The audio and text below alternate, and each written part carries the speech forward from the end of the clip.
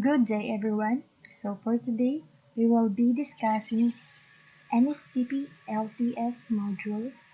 This is a project presentation of Group 1 and Group 2 of NSTP Accelerate. So, let's start. Introduction. Learning objectives. At the end of this chapter, the students should be able to first, familiarize themselves with the significance of the literacy training program as one of the components of NSTP. Second, acquire the essential skills in teaching children, out-of-school youth, and any other segments of society in need of their services on the rudiments of literacy. Third, enhance their active participation in imparting the essential skills on literacy among adapted communities. Fourth, learn the basics of lesson planning as a guide to effectively teach the children in adapted communities. And lastly, develop their sense of self-worth as student teachers in adapted communities. Short introduction for LTS. Literacy traditionally means the ability modern phrases being expanded with the ability to use language, numbers, images, computers, and any other basic means to understand, communicate, gain physical knowledge, solve mathematical problems, and use deterministic analysis and literature. The second important thing is that in the Philippines, every citizen should be able to read and write. If not, we will be counting the numbers later as illiterates. As an illiterate person, one has to endure realistic difficulties and the intricacies in life. If one is unable to read and write, he cannot complete his own income or the expenses, nor preserve his own financial records. In other words, the illiterate person feels unconfident and creative.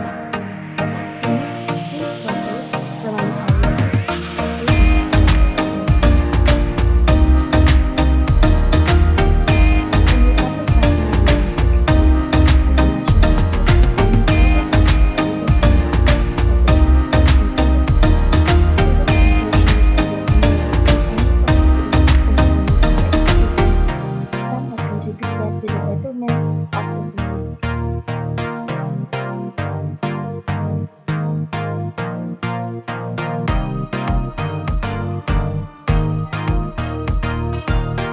Hello everyone, I'm Angeline C. Canicola, studying Bachelor of Second Language Education, major in English. Courses of Literacy.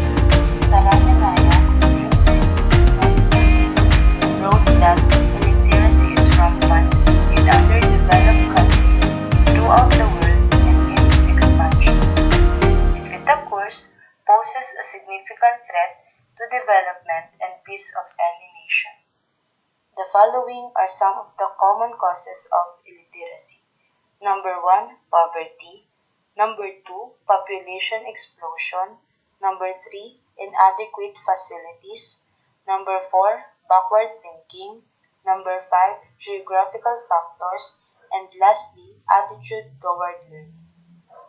In the Philippines, notwithstanding the annual increase in the budget for basic education over the years, fewer children are enrolling in school. The topmost reason is poverty. Ms. Jamsi Sante, August 4, 2008, GMA News Online, published a comprehensive discussion on how poverty affects illiteracy. Poverty to blame. Poverty is one of the main causes of the country's poor education record and has affected participation in education in more ways than one. According to Education Watch Preliminary Report, Education Deprivation in the Philippines, a study done by 5 advocacy groups including ENET Philippines, Asian South Pacific Bureau for Adult Education, Action for Economic Reforms, Popular Education for People's Empowerment, and Oxfam.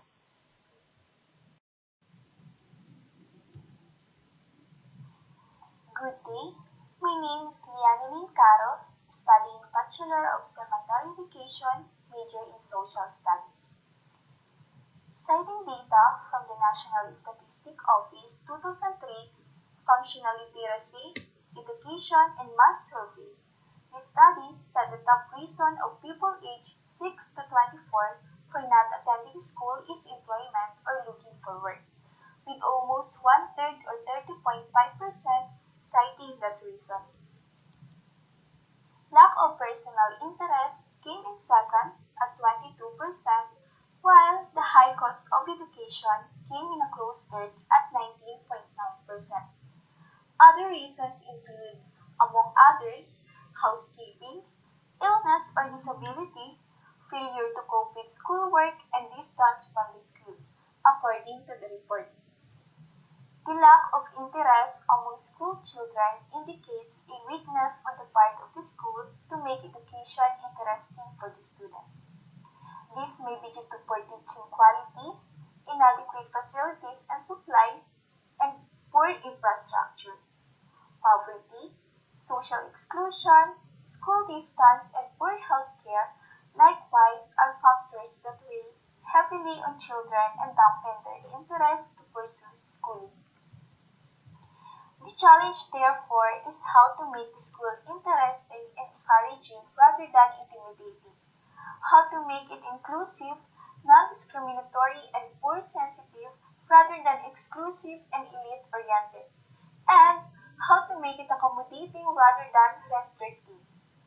Finally, the education content, process, and experience should be made more meaningful to the children's life experiences by ensuring appropriate, culture-sensitive, and value-based interventions. Now let us proceed to educational profile. Good day, everyone. I'm Crystal Mega Susamal, Bachelor of Elementary Education, Block 1A. The topic is about educational profile.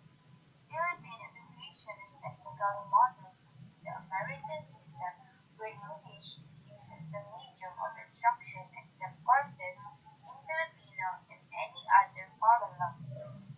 Schools throughout the Philippines are further classified into mainly public government or private and government. Public school, as defined in Merriam-Webster, is a fully tax-supported school controlled by a local government authority. Private school, on the other hand, is school that is established, conducted, and primarily supported by non-governmental agencies in an effort with the government upgrade and update the country's educational competitiveness and be at par with neighboring Asian countries. The Enhanced Basic Education or K-12 program was recently implemented. The K-12 program covers kindergarten and 12 years of basic education, 6 years of primary education, 4 years of junior high school, and 2 years of senior high school. To provide sufficient time for the mastery of concepts and skills development lifelong learners and prepare graduates for tertiary education, middle-level skills development, employment, and entrepreneurship.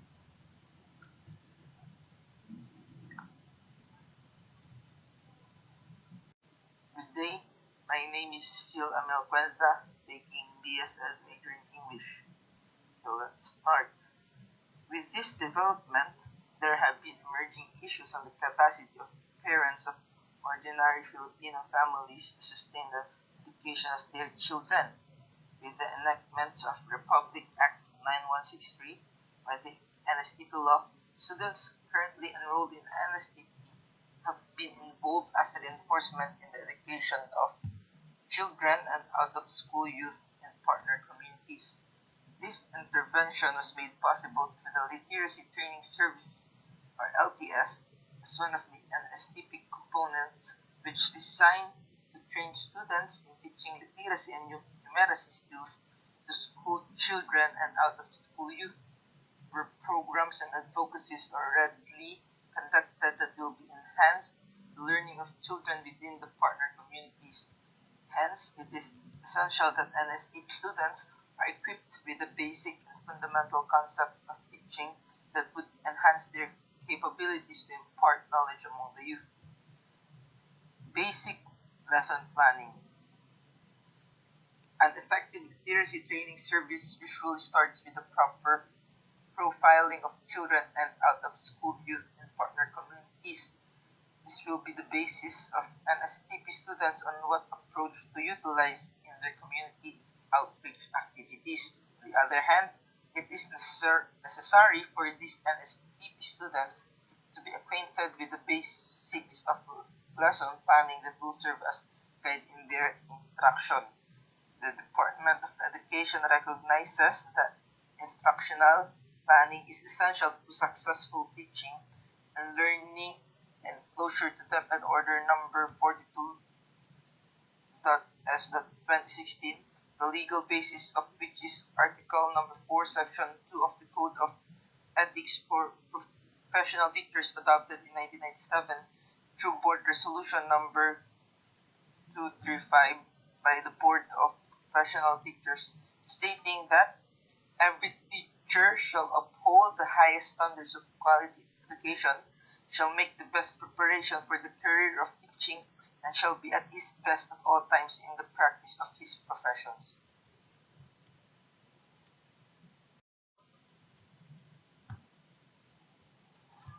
Good day, everyone. My name is Peros G. De Los Reyes, and I'm going to discuss about instructional planning. So, instructional planning, it is instrumental planning, the process of determining what learning opportunities a student in school will have by. Meron siyang apat na nakapaloob sa instructional planning. The first one is planning the content of instruction. Second is selecting teaching materials. And the third is designing learning activities and grouping methods. And number 4 is deciding on the pacing and allocation of instructional time. So, from the word instructional planning, kapag yung teacher gagawa ng mga instruction niya para ituro niya sa mga student, so dapat nakapaloob yung sinabi kong apat.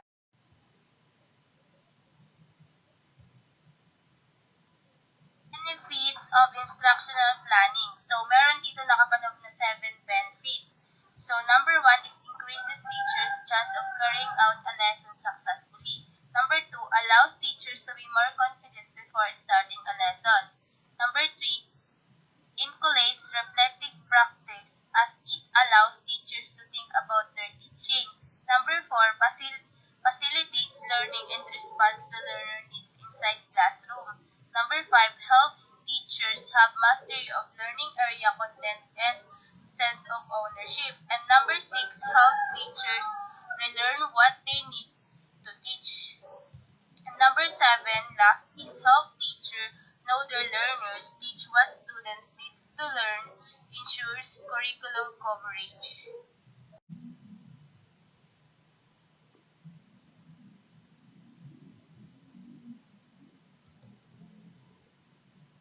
B.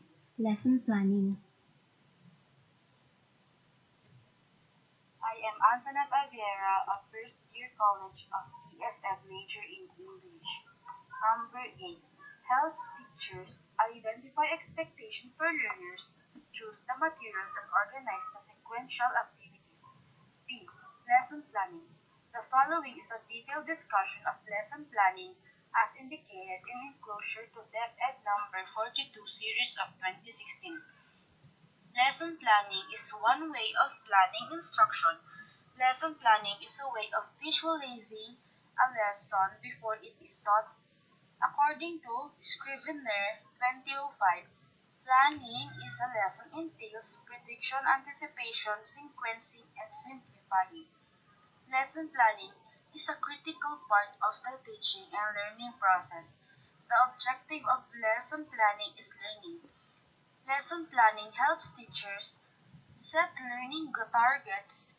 It also helps teachers guarantee that learners reach those targets. By planning lessons, Teachers are able to see to it that daily activities inside the classroom lead to learner progress and achievement or the attainment of learning outcomes. Elements of a lesson plan. A. What should be taught?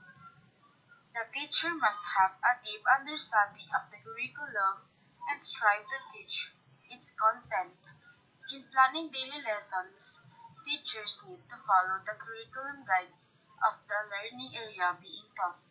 Using the guide, teachers can play the many ways to teach what it contains, including the content standards or the essential knowledge that students need to learn. Performance standards or the abilities and skills learners need to demonstrate in relation to the knowledge they have learned.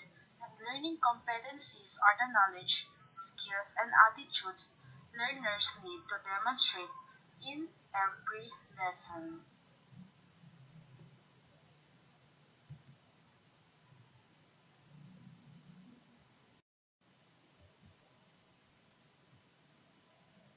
This is Angelica May Abogado.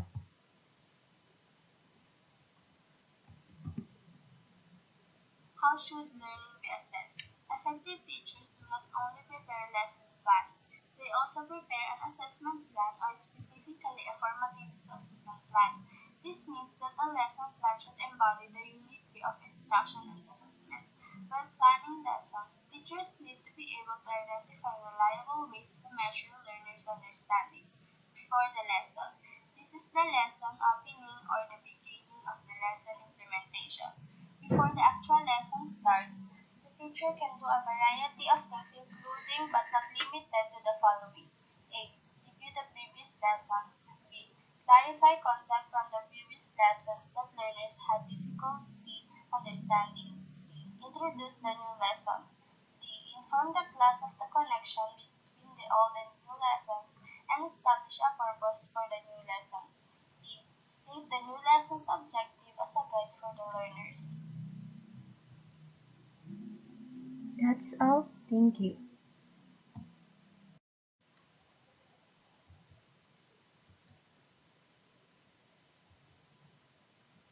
My name is Adeline Alipidor with a course of Bachelor of Secondary Education, major in Social Studies.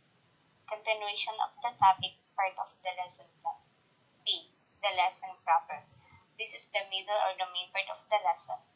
During this time, the teacher presents the new material to the class.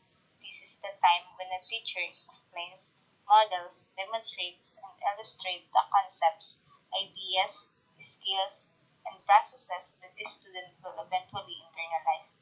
Teach for America 2011. This is also the part of the lesson in which teacher convey new information to the learners, help them to understand and master the information, provide learners with feedback, and regularly check the learners' understanding. If teacher require more time to teach a certain topic, then this part of the lesson can also be a continuation of a previously introduced topic. C. After the lesson. This is the lesson closing or the end of the lesson. This can be done through different warm-up activities. Teacher can provide a summary or the lesson or ask a student to summarize what they have learned. Teacher can also ask learner to recall the lesson, key activities, and concepts. The lesson closing is meant to reinforce what the teacher has taught and assess whether learners have mastered the day's lesson. Let's go to the next topic, which is teaching strategies. An instructional strategy is what a teacher uses inside the classroom to achieve the objectives of a lesson. A teacher can use a strategy or a combination of strategies to this. Below are examples of different instructional strategies quickly explained. 1. Direct instruction is systematic structure and sequential teaching. Its basic steps include presenting the material, explaining and reinforcing it.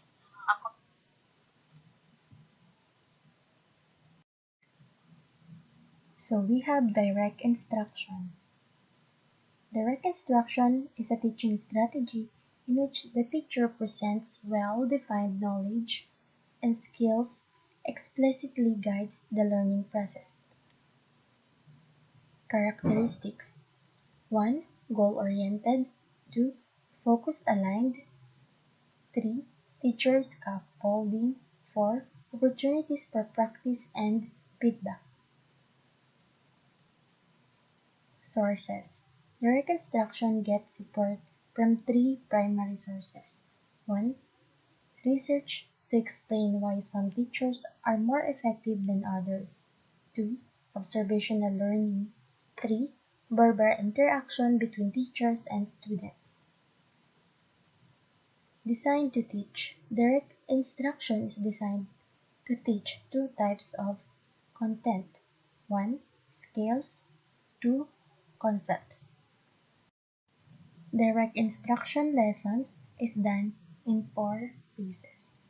Number 1, phase 1,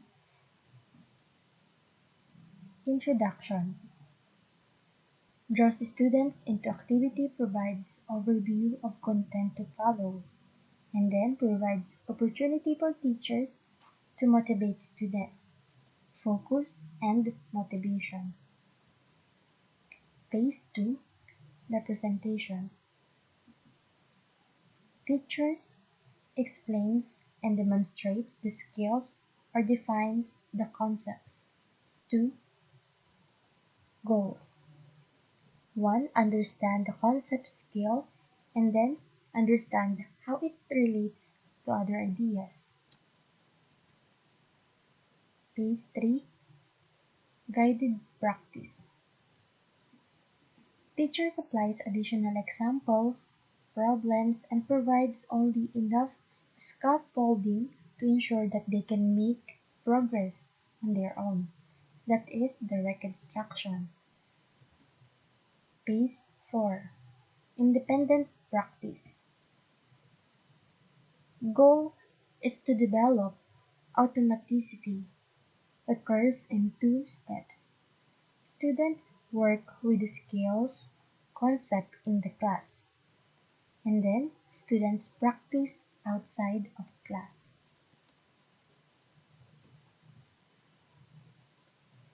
Assessment. There are 2 types of assessment in direct instruction: informal assessment and formal assessment. The process of using students' comments and answers during the learning activities to assess their understanding. That is informal assessment. So, let us go to the formal assessment. This is the process of systematically gathering information about understanding from all learners.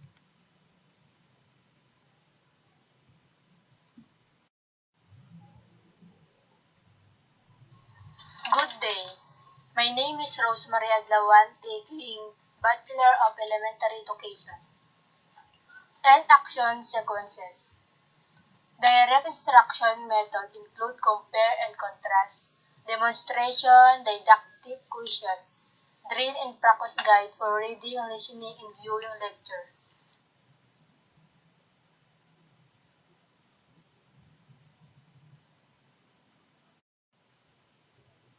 Good day.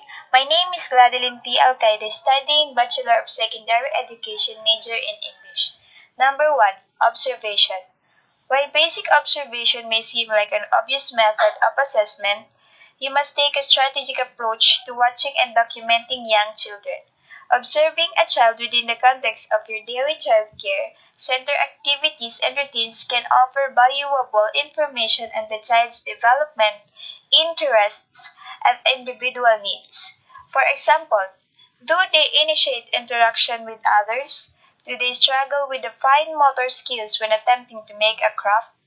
It's important to record these interactions and activities over time to develop a complete view of the child's skills and abilities rather than just a one-time observation.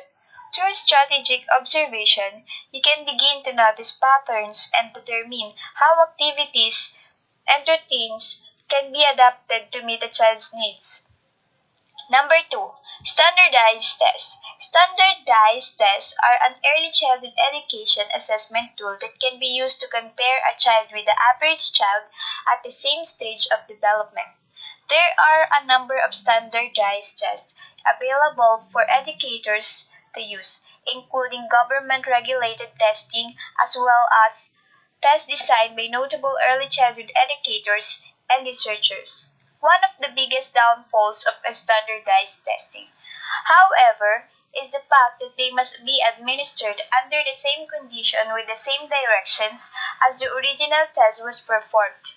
Additionally, many standardized tests do not take into account regional, cultural, and economic variation that may contribute to a child's developmental progress.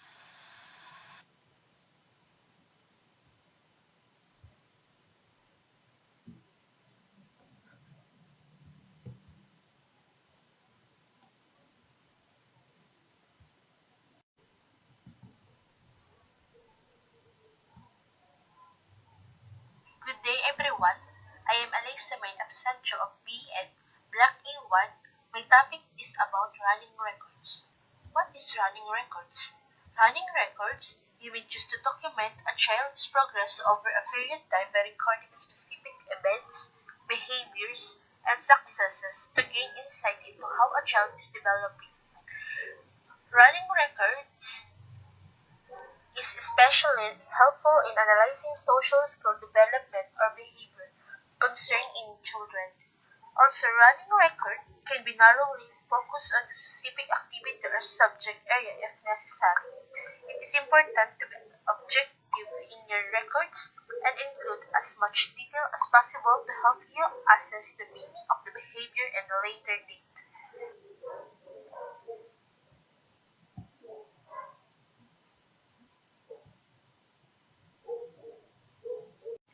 Emergent literacy. Considering that the most of the children being taught in partner communities are street children and/or those who have not attended a formal school yet, it is important to understand that the concept of emergent literacy, which is an appropriate approach in the conduct of literacy training services.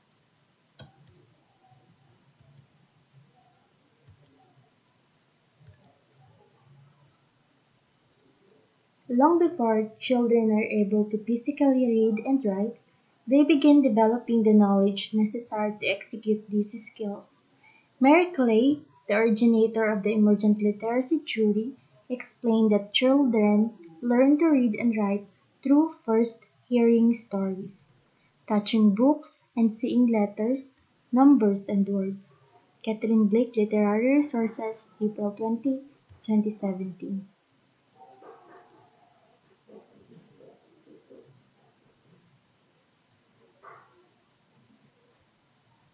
What is emergent literacy? Emergent literacy is defined as developmental steps a young child takes prior to actually reading a text, including interacting with a book, responding to text, and pretending at reading or writing before actually being able to do so. A student who has achieved emergent literacy has oral language, phonological awareness, print awareness, and letter awareness. Emergent literacy builds future reading and vocabulary skill. The period when students develop emergent literacy is significant in terms of their overall enjoyment of reading and ability to read effectively. If a child perceives reading as a fun activity during these developmental stages, these feelings are likely to continue as they get older. Hi, I'm Kim Saison, studying Bachelor of Science in Business Administration, major in Financial Management. Phonological awareness.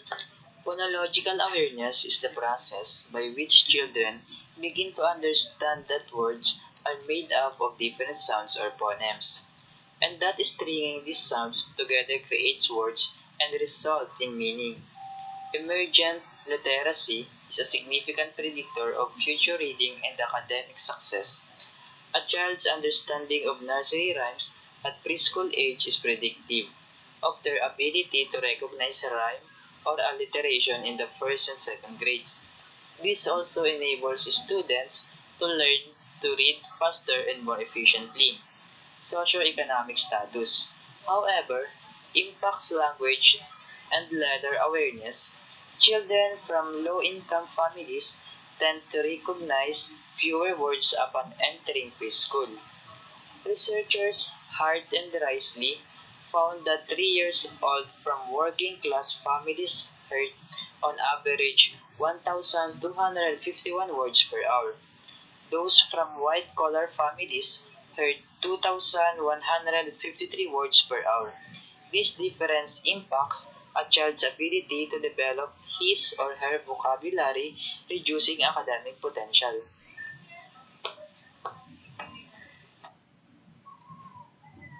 My name is Anrose Candelaria Cebu, taking Bachelor of Secondary Education major in English.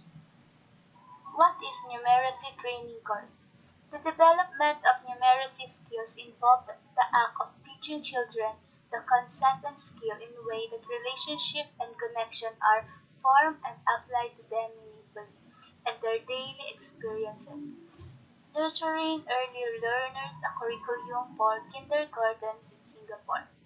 When children first come to a preschool center, they bring them knowledge and experience about numbers, shape, and space in the environment. They see numeracy concepts and skills being used at home and in the community. For children to make sense of their daily encounters with numeracy, teachers should build on this prior knowledge by designing learning activities that enable them to make connections between what they already know and can do and what we have planned for them to learn in relevant and realistic contexts. Children should be provided with many hands-on learning experience so that they can construct their own understanding. When children have opportunities to manipulate concrete materials, they will notice relationship and numeracy, how they connect to one another and with another learning areas.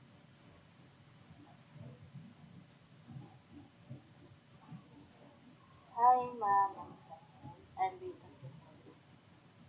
Numeracy training course. The development of numeracy skills involves the act of teaching children the concepts and skills in ways that relationships and connections are formed and applied them meaningfully in their daily experiences. Nurturing early learners, a curriculum for kindergartens in Singapore. When children first come to a preschool center, they bring with them knowledge and experiences about numbers, shapes, and space in the environment. They see numeracy concepts and skills being used at home and in the community. For children to make sense of their daily encounters with numeracy, teachers should build and inspire knowledge by designing learning activities that enable them to make connections between what they already know and can do and what we have planned for them.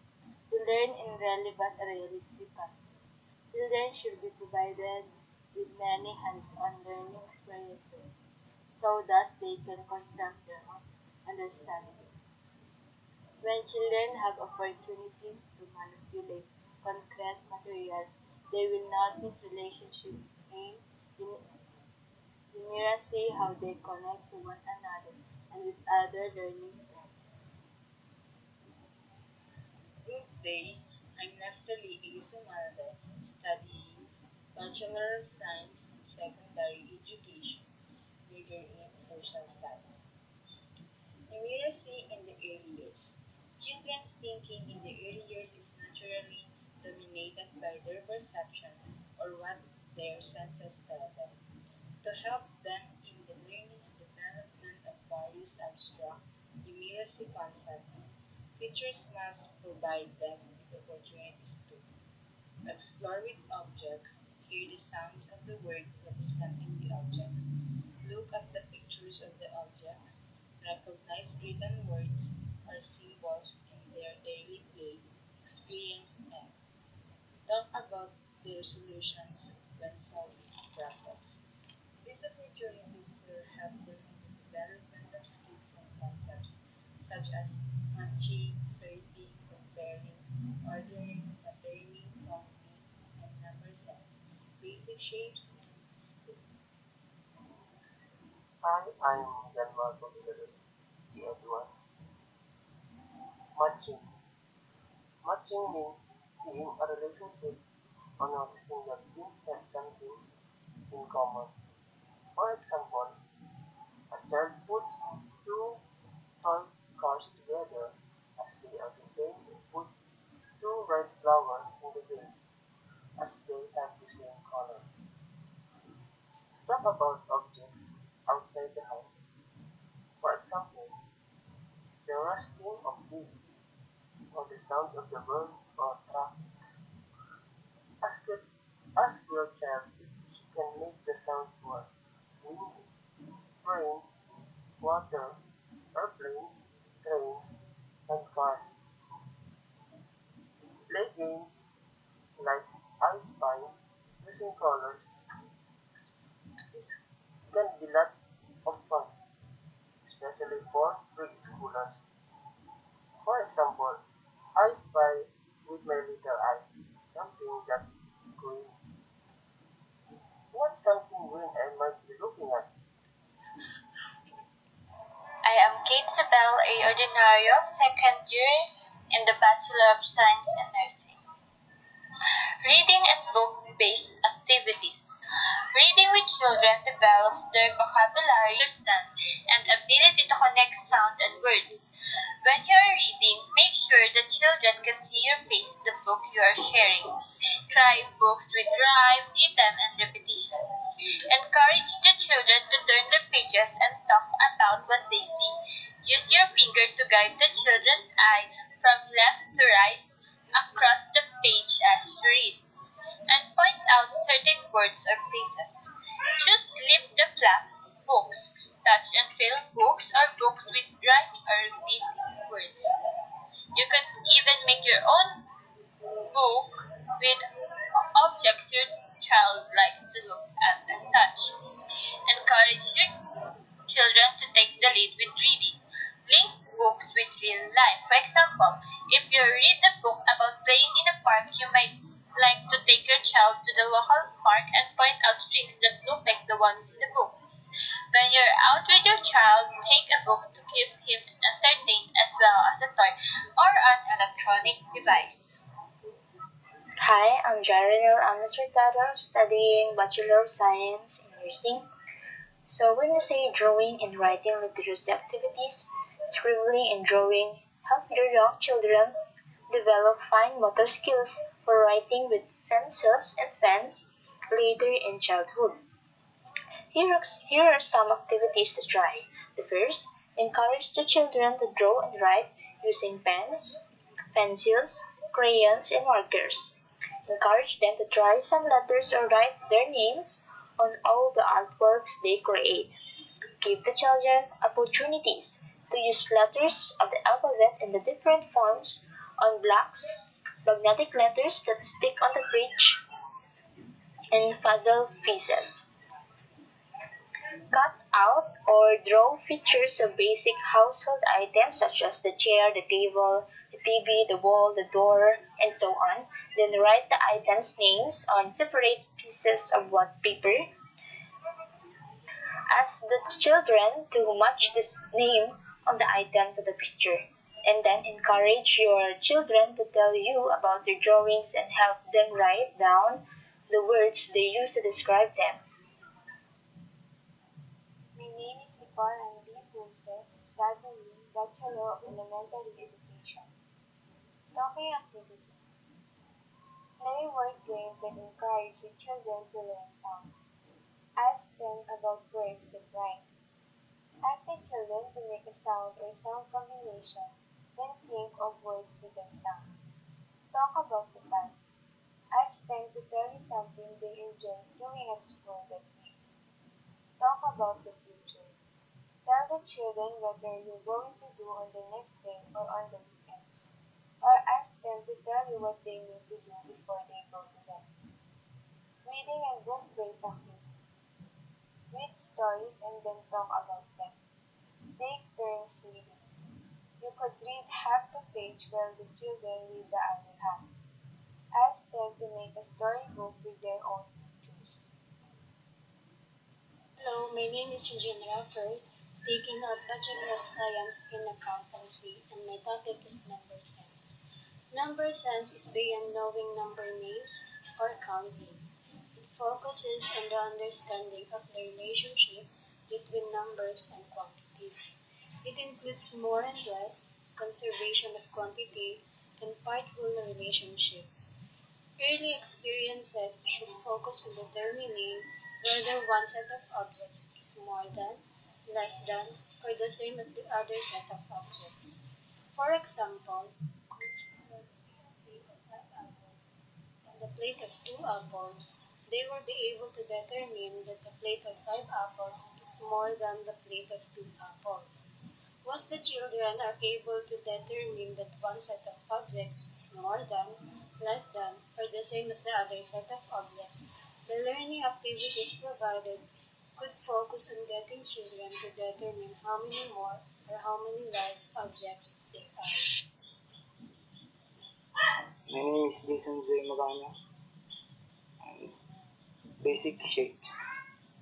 Children are exposed to various objects in environment, each of which has its own shape. As they look, touch, and hold this object, they begin to learn that some shapes have specific names, such as circle, triangle, square, and rectangle, and each shape has its unique properties.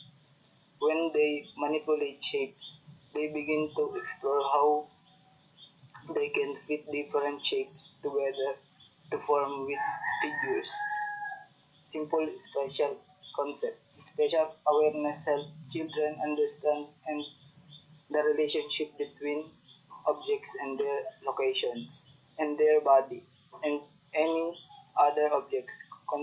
Constructing buildings with blocks and three-dimensional materials and manipulating with shapes such as pattern blocks are different experiences that allow children to represent the location and objects in space. Which children stack objects, they can talk about the one on top and one at the bottom directional words up, down, left, right, involved movement. Children can use this as when they are do action games and activities or play with toys and that move such as bicycle, cars, and trucks. Hi, my name is Angelo Justin F. Maceda from BSA 1B. So my topic is all about the computer-based literacy training course. Computer-based literacy training course is a comprehensive series of training courses to teach the essential computer concepts and skills needed in today's digital world. The computer literacy training course is the basis for lifelong learning. This is especially applicable to children in an environment that is full of information from multiple technologies. In other words, this course is a set of cognitive and practical skills with proper training for a better appreciation of the intended recipients. Some of the basic topics in the computer literacy training course are the following. A. Basic computer skills. B. Surfing the internet. C. Email.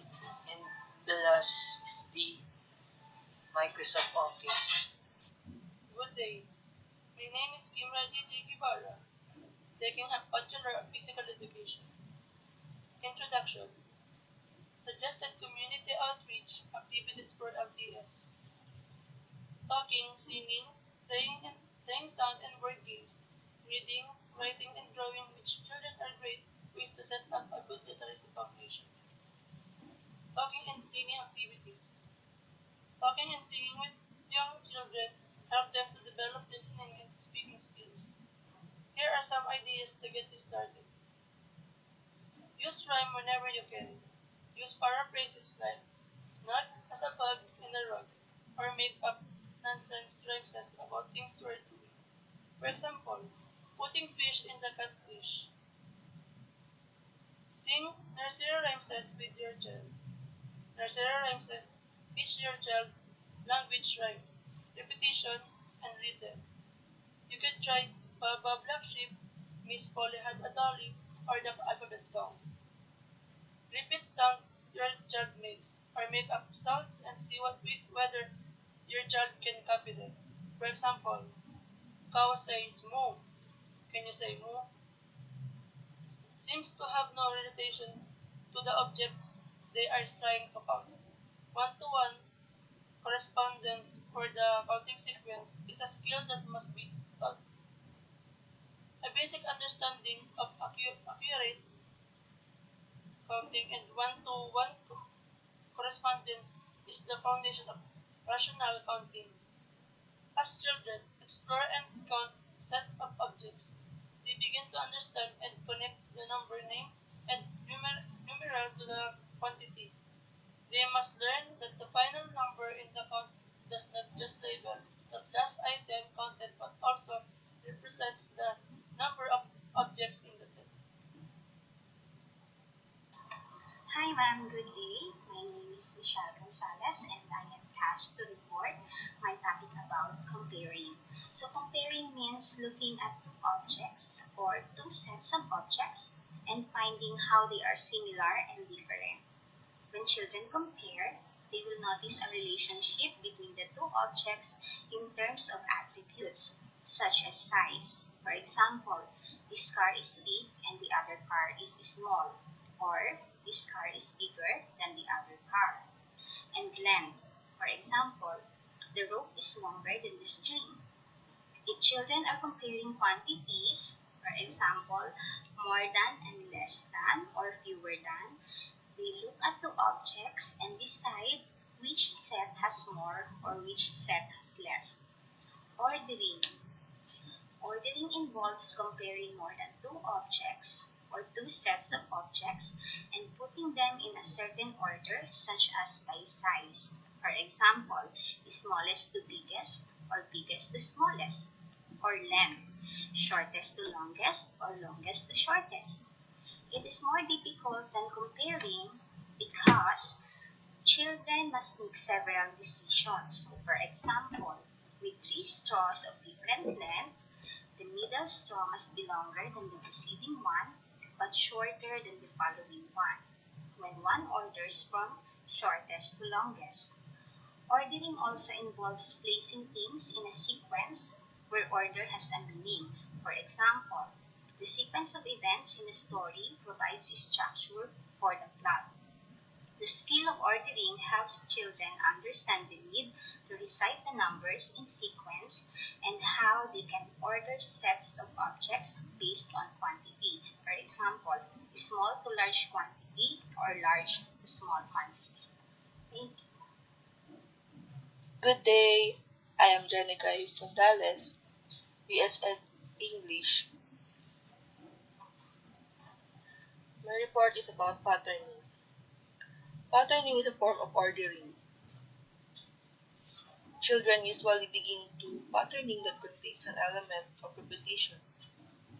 AB is an example of repeating pattern where the core is AB and this pattern must end with B, such as yellow car A, red car B, yellow car A, red car B, yellow car A, red car B. Children should be provided with opportunities to identify patterns in their environment. Example, stripes on a zebra, patterns on a fabric and wrapping papers. Before getting them to extend and create patterns, they can learn to identify patterns using various manipulative skills, such as string beads or putting pegs on a pegboard. In specific patterns like red, blue, red, blue, Children can also use sounds and movements to create patterns. Once children are able to recognize the underlying order and predictability in the patterns they experience, they will begin to create their own pattern. More repeating patterns such as ABC, AAB, AABB patterns, and growing patterns such as AB, ABB, ABBB could be introduced to raise their awareness of variety of patterns. Thank you. My name is Maria Cristina Esperas, studying Bachelor of Physical Education. Counting and number sense. Acquiring counting skills and developing number sense help children understand the concept of numbers and their relationships. Children should be provided with learning experiences where they need to count, compare, combine, and take apart in numbers. In order for the concept of numbers to be meaningful to the children, these learning experiences must be authentic and relevant to the children during play or as they occur in the real world. Rote counting is reciting the sequence of number names 1, 2, 3, and so on. It is a memory task like reciting the letters of the alphabet. Children who have not learned this verbal sequence will not be able to count. But learning the sequence of number names or rote counting does not ensure the children actually can count with accuracy and understanding.